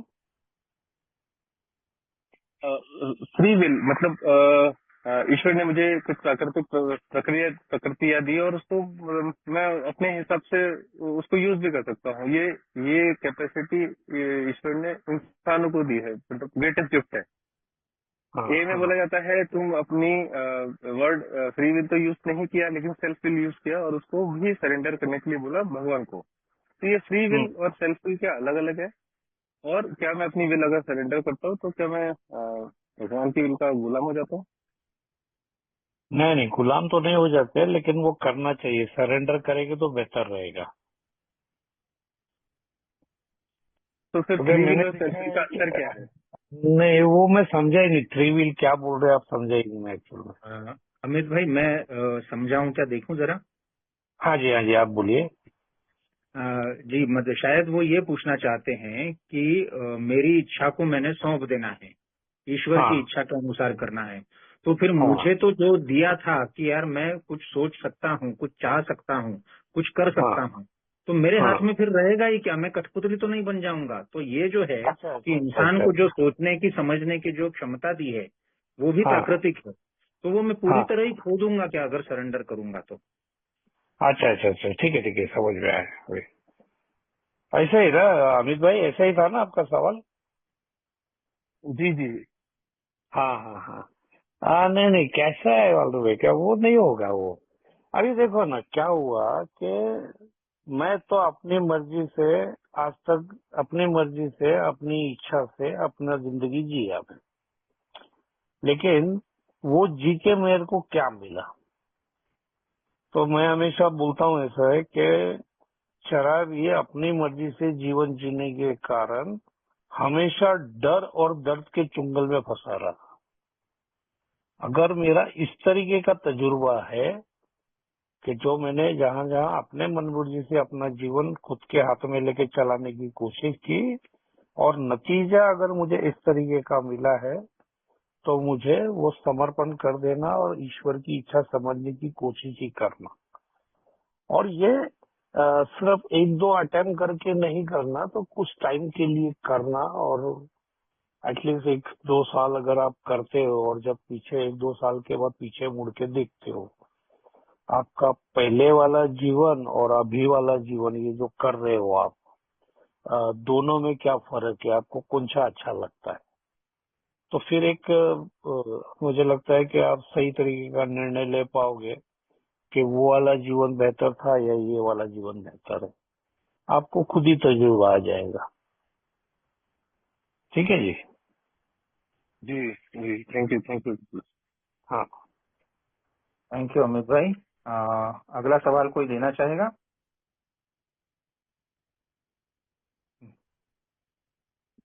चैट बॉक्स में थोड़ा प्रश्न है। जी, थोड़ा सा मैं गोपी जी एक पूछना चाहता था कि आपने बहुत अच्छी तरह से बताया कि कैसे गॉड्स विल को पहचाना जाए, लेकिन शुरुआत में मुझे जो याद है मैं इतना कंफ्यूज था कि क्या सही है और क्या गलत है ना, ये पैमाने भी नहीं समझ पाता था। हम्म। तो क्या कोई ऐसे टूल्स हैं फेलोशिप में या प्रोग्राम में कि जिसके कसौटी पे मैं ये परखूं? मतलब ये आपने बता दिया चिंतन का, लेकिन एक्सटर्नल हम्म। टूल्स हैं क्या, कोई बाहर भी कोई ऐसे जरिए हैं जिनको इस्तेमाल करके मैं समझ पाऊं कि मेरे लिए क्या ईश्वर की इच्छा है? क्योंकि शुरुआत के दिनों में तो मैं बहुत कंफ्यूज होता हूँ। नहीं होता है अनिरुद्ध भाई, ऐसा कुछ है नहीं जहाँ तक मैं देखता हूँ, या फिर मुझे अभी याद नहीं आ रहा है। लेकिन ऐसा कुछ है नहीं, लेकिन धीरे धीरे जैसे जैसे मैं फेलोशिप में आते रहता हूँ, आप जैसे दोस्तों की बातें सुनते रहता हूँ और तरह तरह के अलग अलग मेंबर्स का शेयरिंग सुनता हूँ, तो कुछ न कुछ ऐसी बातें निकल के आती है। अ, अपने आप वो सुलझ जाता है, मेरे को ऐसा लगता है। ऐसे कुछ टूल्स तो है नहीं, मुझे अभी याद नहीं आ रहे मुझे। Thank you. Yes, next question.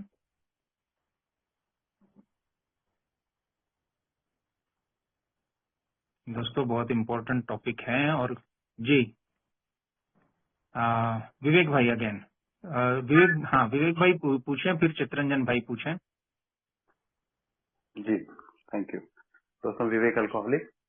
ये हाय। सवाल जो है, जी, ये सवाल जो है अनिरुद्ध भाई, ये पर्सनली मेरा सवाल नहीं है, लेकिन मुझसे ये सवाल किसी ने भी थोड़े दिन पहले पूछा था और भी ठीक से उसका उत्तर नहीं दे पाया था, तो इसलिए मैं ये सवाल रख रहा हूँ, क्योंकि ऐसा सवाल किसी और का भी हो सकता है, ऐसा मुझे लगता है। एक शराबी है, उसको सोब्राइटी में तकरीबन 1 आध साल ही हुआ है, उसका भी स्टेप वर्क वगैरह भी चल रहा है। उसकी उसकी उम्र अभी करीबन 35 साल ही है। अब उसके घर में समस्या यह है कि उसकी पत्नी और उसकी माँ, मतलब कि सास और बहू में जबरदस्त वो हिंदुस्तान पाकिस्तान टाइप का युद्ध चलता है। अब शराबी तो सोब्राइटी में आ गया है, लेकिन दोनों में इस तरह का युद्ध चलता है कि तुम्हारे कारण वो शराबी हुआ या तुम्हारे कारण हुआ, और दोनों ही शराबी को ये कहते हैं, माँ उसको कहती है तू जोरू का गुलाम है, और पत्नी जो है वो उसको ये कहती है कि तुम अभी भी दूध पीते बच्चे हो। उसके कारण से उसकी जिंदगी बड़ी हेल हो रखी है। तो कई बारी उसको ये लगता है कि मैं कुछ दिन के लिए घर छोड़ के कहीं और चला जाऊं, क्या करूं क्या ना करूं। यहाँ पे सेल्फ हिल और गॉडविल में सुपर डुपर वो कंफ्यूज है। इसको कुछ बोल सकते हैं क्या? जी। दोनों को एल-एन-ऑन में लेके आओ। ऑनेस्टली गोपी भाई, मैंने भी यही सजेशन दिया था, तो उन्होंने बोला फेलोशिप के नाम से वो लोग चिढ़ते हैं, तो पता नहीं क्या होगा कब होगा। जी। तो ऐसे टाइम पे ना कोई हमारे जो जूने मेंबर रहेंगे ये के उनके घर में ले जाना, उनसे थोड़ा सा बातचीत करना, या कभी उनके फैमिली को अपने घर में बुलाना। और अगर आपके फैमिली अगर बेहतर ढंग से समझते हैं कुछ बातों को, बीमारी का कॉन्सेप्ट अगर वो समझते हैं, तो शायद देखो एक बात तो सच है कि तकलीफ तो दोनों लोगों को हुई है, क्योंकि अल्कोहलिज्म बोलते हैं ना हम लोग, एक शराबी कम से कम 20 लोगों की जिंदगी में तहलका मचा देता है। तो अब ये भाई को तो रास्ता मिल गया, लेकिन वो जो परेशानी है उनके अंदर जो ये है, तो वो खींचातानी तो चले रहेगा। लेकिन इससे बातचीत करते रहना कि आप जाओ या कोई और जावे, बुलाओ उनको थोड़ा सा। होगा, समय लगेगा। देखो रिकवरी में मैंने सीखी कि 3 बातें बहुत जरूरी है। एक है टाइम, जो लगेगा वो लगेगा, और खास करके ऐसे परिस्थितियों में, ऐसे स्थितियों में जब दोनों साइड से खींचातानी हो रही है, तो करेज की बहुत जरूरत है। जो हम लोग अभी प्रार्थना में जो दूसरी लाइन बोलते हैं कि जिन परिस्थितियों को हम बदल नहीं सकते, उन्हें बदलने के लिए हमें हिम्मत दो।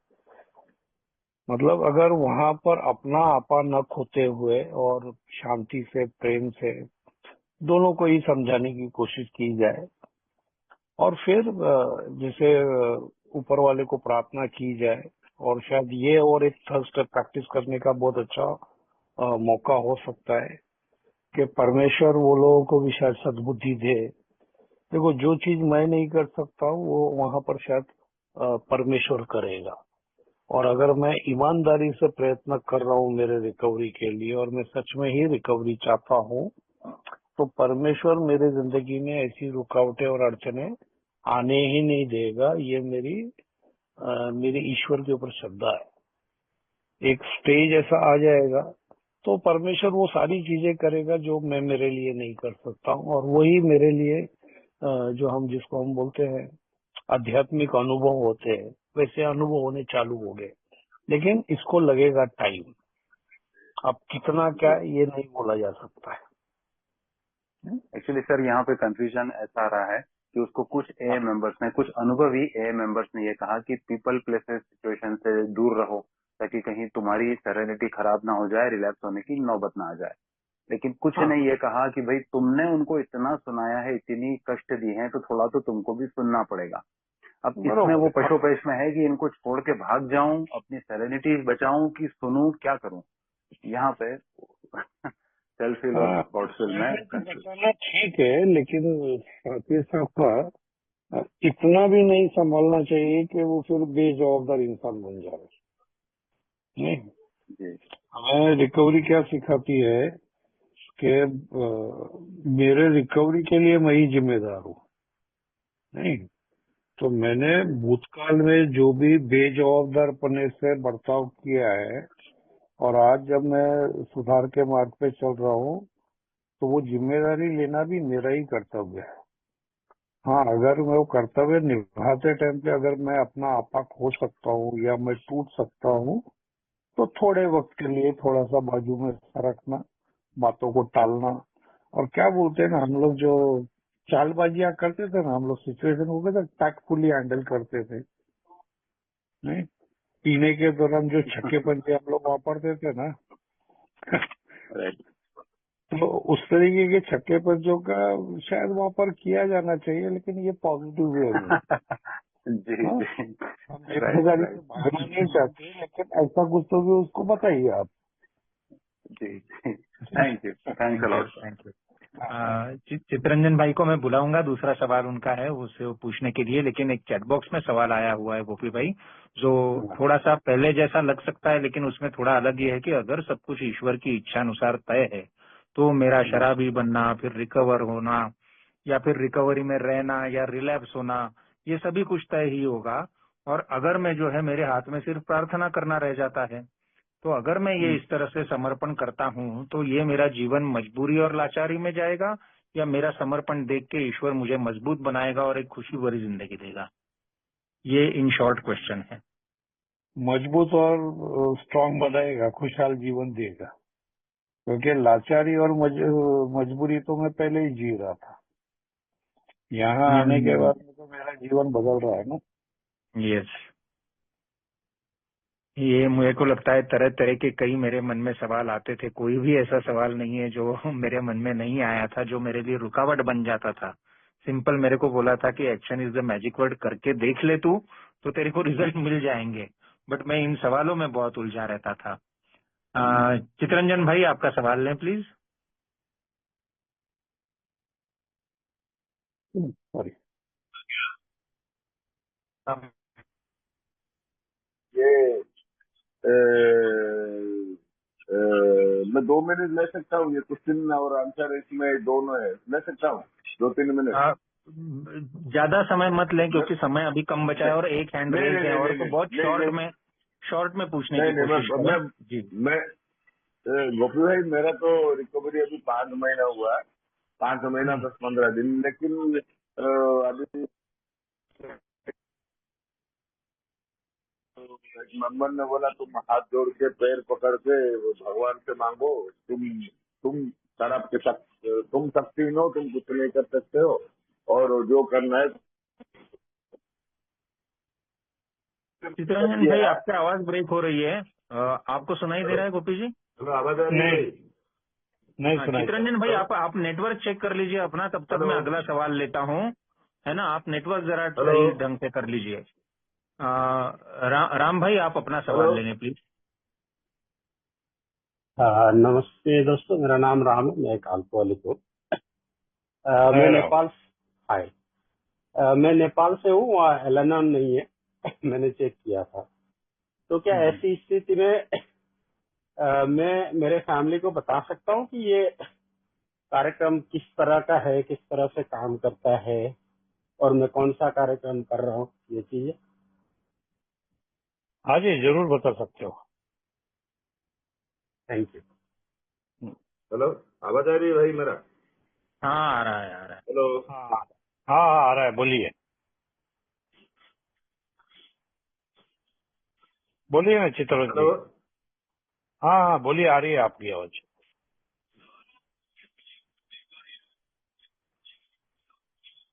चित्रंजन भाई आप सुन पा रहे हैं? हमको आवाज आ रही है, आप पूछ लीजिए, वरना फिर से मुझे अगला क्वेश्चन लेना पड़ेगा। म्यूट हो गए हैं। आनंद भाई आपका हैंड रेज है, प्लीज सवाल लें। नमस्ते दोस्तों, मैं आनंद एक शराबी।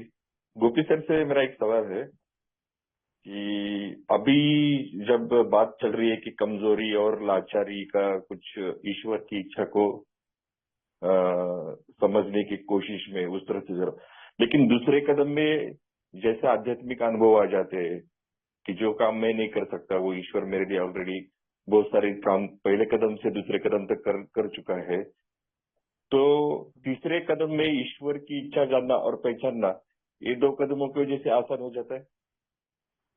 हाँ जी, आसान हो जाता है।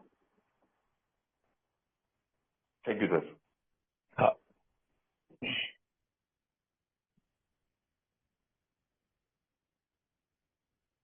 जी ललित भाई प्लीज। नमस्कार दोस्तों, मेरा नाम ललित, मैं दारूडा हूँ। कृपा और करुणा सामने में आप सभी बांधों के साथ इसलिए आज दारू के रूप से दूर।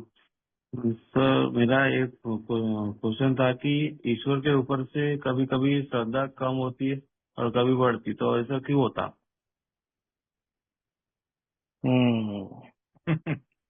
बहुत अच्छा सवाल है। ललित भाई, ये हमारा बीमारी जो है वो बेसिकली डर का बीमारी है। मेरे स्पॉन्सर हमेशा कहते थे कि ये बीमारी गोपी परमानेंट है और ये बीमारी के 3 पार्ट कभी नहीं जाने वाले। एक है प्राइड और दूसरा है रिजेंटमेंट। मतलब वो हमेशा कहते थे कि सिक्के के 2 पहलू, एक सिक्के के भाग पे प्राइड है यानी कि घमंड है, दूसरा खुन्नस है। और वो सिक्का जिस मटेरियल से बना हुआ है वो है फियर। तो बेसिकली शराबी ना बहुत डरपोक रहता है एक नंबर का, और डर ने उसके जीवन में बहुत तहलका मचाया रहता है।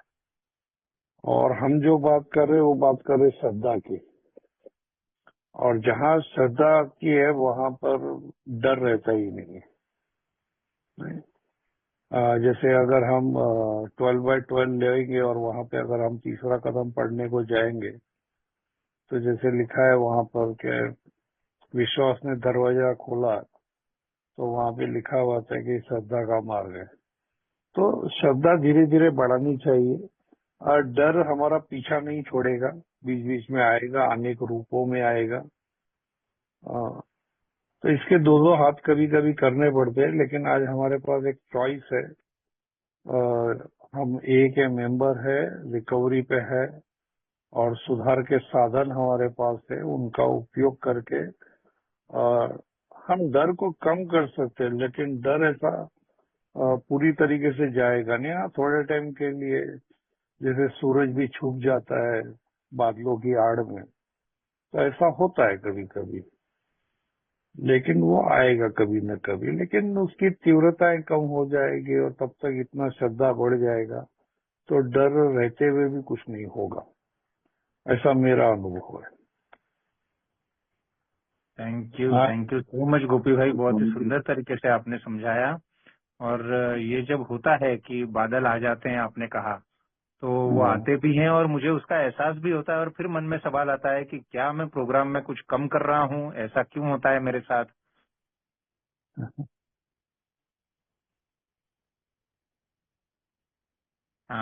और एक हैंड रेज है प्रदीप भाई का भी। प्रदीप भाई, मैं आपसे रिक्वेस्ट करूंगा कि आप सवाल आपका पूछ के रखें, लेकिन मीटिंग का समय हो गया है तो मैं क्लोजर के लिए हैंडओवर करूंगा विपिन भाई को, और 11 से 11:15 का हमारा 15 मिनट का टाइम है, जो एक्स्ट्रा टाइम, उसमें गोपी जी प्लीज आप जवाब दें। प्रदीप भाई, आप अपना सवाल पूछ लें प्लीज। हेलो दोस्तों, प्रदीप एक शराबी। आवाज आ रही मेरी? हाँ जी, हाँ जी। गोपी भाई, मैं 2 मिनट लूंगा। मैं पहले ये में आया 2018 में, उसके बाद 4 साल करीब सोबर रहा, उसके बाद शराब हाथ में आई और फिर अप डाउन चलता रहा। अभी कोशिश कर रहा हूँ, 1 महीने से चल रहा है, मतलब ठीक ठाक। गोपी भाई, मैं एक ऐसी जॉब में हूँ जहाँ हर तीसरे चौथे दिन, और मैं अभी अकेला रह रहा हूँ, फील्ड में पोस्टेड हूँ और मेस में खाना खाना, मतलब हर तीसरे चौथे दिन वहाँ पे पार्टी होती है। मैं जब भी पार्टी होती है मैं दिल से प्रार्थना करके जाता हूँ कि भगवान, मतलब शराब को हाथ मत लगाने देना, सुबह प्रार्थना करता हूँ। लेकिन पिछले 1 साल से हर 3-4 महीने में कभी न कभी शराब आ जा रही है। प्रार्थना करने के बाद भी मेरा हाथ कैसे पहुंच जाता है शराब तक, मैं अभी समझ ही नहीं पा रहा हूँ। थैंक यू, यही मेरा क्वेश्चन था। Thank you so much Pradeep भाई। इसका जवाब हम जरूर लेंगे, आप बने रहिए। 11 से 11:15 एक्स्ट्रा टाइम है हमारा, 11:15 बजे बिल्कुल मीटिंग क्लोज हो जाएगी। फिलहाल के लिए मैं विपिन भाई को हैंडओवर करता हूँ। विपिन भाई, मीटिंग का समापन कीजिए प्लीज। जी, बहुत बहुत धन्यवाद गोपी भाई और अनिरुद्ध भाई। गोपी जी प्रदीप भाई के सवाल का जवाब दें प्लीज। प्रदीप भाई फिर से बोलोगे आप? अभी मैं भूल गया हूँ आपका सवाल।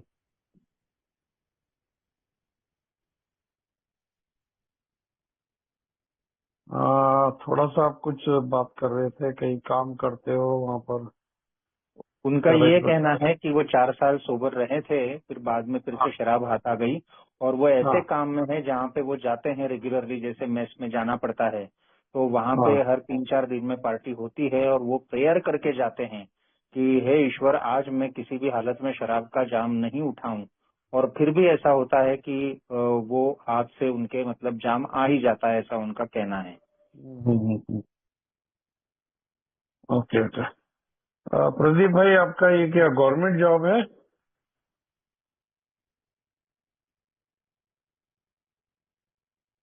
प्रदीप भाई, जी जी, गवर्नमेंट जॉब होगा। मैं डिफेंस में हूँ गोपी भाई। डिफेंस में? ओके ओके, तो फिर आप कुछ कर नहीं सकते, वहाँ पे जाना ही पड़ेगा। जी जाना ही पड़ता है, और हर हाँ, 2-3 जाना ही महीने में पड़ेगा। मेरे साथ हो रहा है। हाँ हाँ हाँ हाँ। नहीं, उस टाइम पे और क्या कर सकते हैं? जो हम लोग बोलते हैं कि थोड़ा बहुत हॉल्ट का कर लो, थोड़ा ये करो, प्रेयर तो करके ही जाते हो आप।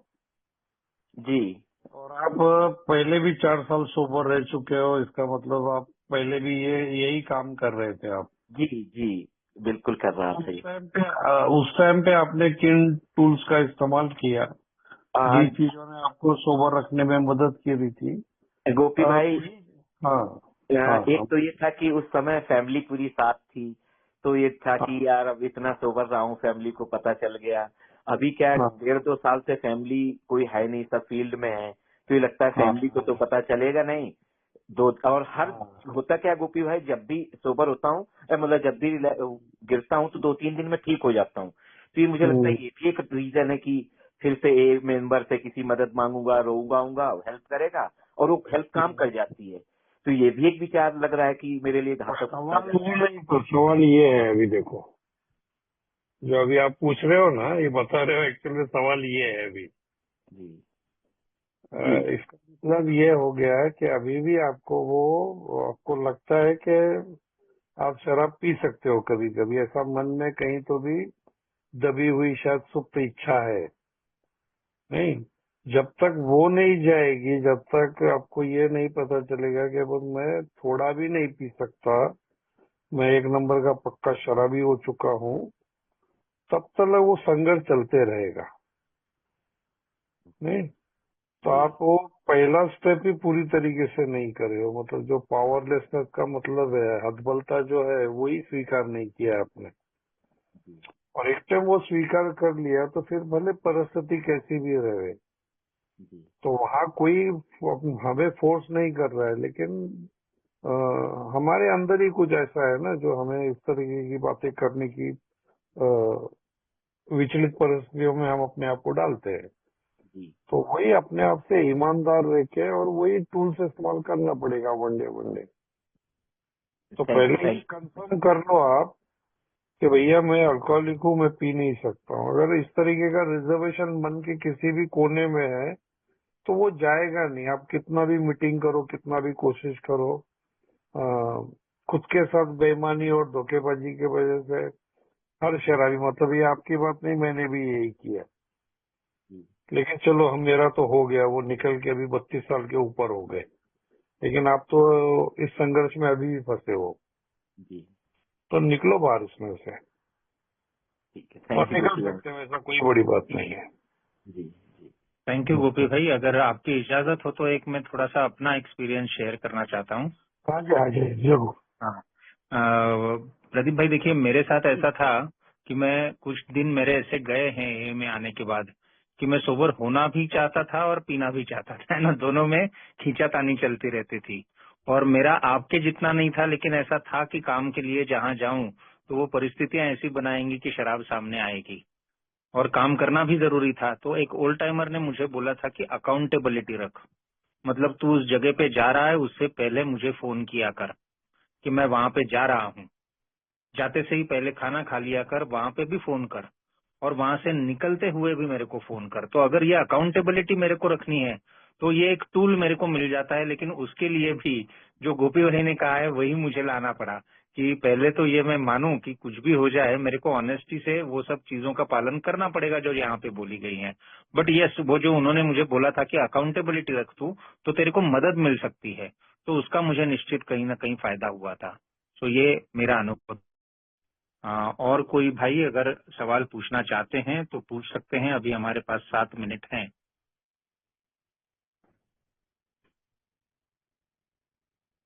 जी, एक हैंड रेज है विपिन भाई का। विपिन भाई प्लीज पूछें सवाल। जी बहुत बहुत धन्यवाद और अनिल भाई।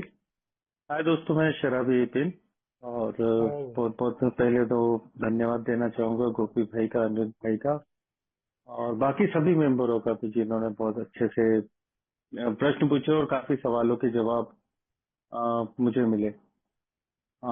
मन के अंदर एक दुविधा आ रही थी तीसरे कदम पे छोड़ने की। मैं बार बार कई बार कोशिश इजीली हो जाती है वैसे तीसरे कदम पे प्रार्थना छोड़ने में, और कभी कभी तो काफी अच्छे दिनों, पांचों दिनों में से काफी दिन तो अच्छे चलते हैं, कुछ दिन हो जाते हैं जो मैं बिल्कुल डर महसूस करता हूँ।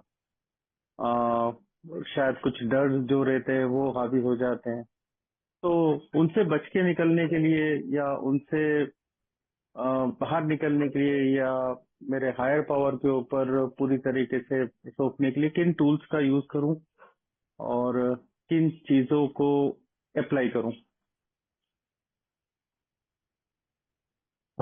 विपिन भाई, एक हम सबका यहाँ पर तजुर्बा है, जो कि आज हम सब लोग शराब के जहरीले गुट से दूर है। और ये चीज मेरे लिए मैं कभी नहीं कर पाया, लेकिन ईश्वर ने मेरे लिए की है। तो इसका एक तजुर्बा हम सबके पास है। तो वही ईश्वर पे श्रद्धा रख के ये करने का कोशिश करना, जब उसने इसमें से निकाला है तो आगे भी सब निकालेगा। और ये भी दिन जाएंगे, और कभी कभी कुछ ऐसी परिस्थितियां आ जाती है तो उसको भी थोड़ा सा ना एक सकारात्मक नजरिए से देखना चाहिए कि शायद ये परिस्थितियां, ये चीजें मेरे जीवन में आएली है, तो ये मुसीबतें नहीं है, शायद ये परिस्थितियां मुझे निखार के जाएगी। नहीं तो ऐसा देखा जाए तो बढ़िया हो जाएगा। हाँ, बहुत बहुत बहुत धन्यवाद। क्योंकि थॉट और मन में विचार भी इस तरह से आ रहे थे कि सोब्राइटी में आने के बाद में ही ये सारी चीजें क्यों हो रही है, तो कभी कभी शंका भी चले जाता था। परीक्षा की घड़ी है, वो हमें मजबूत करने के लिए आ रही है बस। जी, ऐसा देखो बस। हाँ, thank you very much. Okay जी। एक लास्ट सवाल लेते हैं, अभी हमारे पास सिर्फ 4 मिनट है। अमित भाई प्लीज शॉर्ट में पूछें अपना सवाल। जी, नमस्कार दोस्तों, मैं शराब के सामने शक्ति में, मेरा नाम अमित है। मेरा प्रश्न है, अगर एक शराबी पहला कदम ले लेता है तो शराब पीना बंद कर देता है, उसके बाद में दूसरा कदम हमारा बोलता है केम टू बिलीव, वो मानसिक है ना, इंसैनिटी। तो ये जो इंसैनिटी की बात है, ये इंसैनिटी क्या वही है जो अभी बात हो रही थी, एक रिजर्वेशन, एक वो कि मैं कभी किसी दिन कंट्रोल से पी पाऊंगा, कि यहाँ पे किसी और की और कोई इंसैनिटी की बात हो रही है? ये भी हो रही है और भी हो रही है। अभी इंसैनिटी की पहली बात ना, कुछ डेफिनेशन है हमारे एम में। एक डेफिनेशन ये है कि एक ही गलती बार बार करना और इस बार ऐसा नहीं होगा, इस तरीके की अपेक्षा या उम्मीद रखना, ये पागलपंती है, अगर वो दारू के संबंध में चल रही है तो। और दूसरा इंसैनिटी, मुझे ऐसा लगता है कि पीने के टाइम तो शराबी कम इंसैनिटी करता है, कम पागलपंतियां करता है, लेकिन शराब बंद करने के बाद में ज्यादा करने की चांसेस है। अभी सबसे पहले ही जैसे कि अपना इलाज नहीं कराना, शराब आधा ही करना, ऐसा जो बात रहता है ना, वो कहीं ना कहीं प्रॉब्लमेटिक रहता है। और एक चीज जो मैं प्रैक्टिस करता हूँ वो ये है, इम्पल्सिव थिंकिंग, कंपल्सिव एक्शन, ये इंसैनिटी का सबसे बड़ा पार्ट है। तो हर चीज करने से पहले पहले थोड़ा रुकना है, सोचना है, ऐसा करूंगा तो क्या होगा, वैसा करूंगा तो क्या होगा, फिर उसमें से जो मेरे भले के लिए लगता है वो करने का प्रयास करना। किसी भी आवेश में आके, किसी भी जज्बात में बह कर कोई भी काम नहीं करना है। और फिर क्या होता, करने के बाद में पछताते और फिर बोलते यार अगर मैंने ऐसा नहीं किया रहता तो फिर वो विद शराब या विदाउट शराब भी, तो बहुत सारा पागलपंती ऐसा चलने रहता है। ऐसा मैंने भी तजुर्बा किया है। ओके, धन्यवाद जी। थैंक यू सो मच गोपी भाई। और आज का सेशन सचमुच मतलब उपयुक्त तो था ही, लेकिन यादगार भी रहेगा, क्योंकि कुछ कुछ बातें आपने, जिसको गागर में सागर कहते हैं, ऐसी कही हैं कि बहुत सिंपल तरीके से मेरे को याद रहेगी। जैसे आपने सिक्के की बात करी है ना, तो यही फायदा होता है हमारा जब हम ओल्ड टाइमर से बात करते हैं। मैंने कहा it's a wealth of treasure की खजाना आता है, और वो भी इतने सिंपल तरीके से आता है। कुछ ऐसे टिप्स और कूपन हमको दे जाता है जो हम एकदम आसानी से इस्तेमाल कर सकते हैं। तो गोपी भाई थैंक यू सो मच। हम आपको फिर से इनवाइट करना चाहेंगे इंडिविजुअल शेयरिंग के लिए भी, और सभी भाइयों का बहुत बहुत आभार। आप सब लोगों के सवाल और आपकी सहभागिता से हम सभी का फायदा होता है।